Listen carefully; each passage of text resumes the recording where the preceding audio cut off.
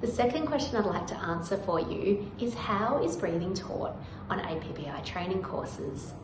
Now, the method that we talk about in APPI is to use lateral breathing or bibasal expansion. And so what that means is that we're taking the breath in and pushing it down into the bottom and the outside of our lungs.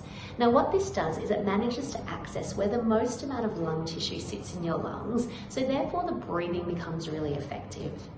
Now, we want to try and use this sort of breathing as opposed to apical breathing, which means we're breathing into the top of our chest. And we do know that apical breathing is quite an inefficient way of breathing, but also associated with neck pain and stiffness in this area, because these muscles up here just aren't designed to work all day, every day, and end up getting tired.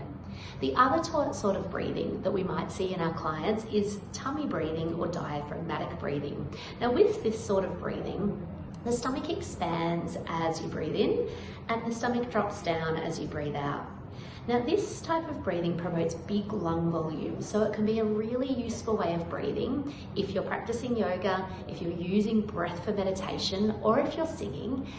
But in Pilates, the issue with that type of breathing is that the length tension of the abdominal muscles is constantly changing. So it becomes a little bit tricky for the brain to catch up with where we're at in the breath and how much abdominal control we might need accordingly.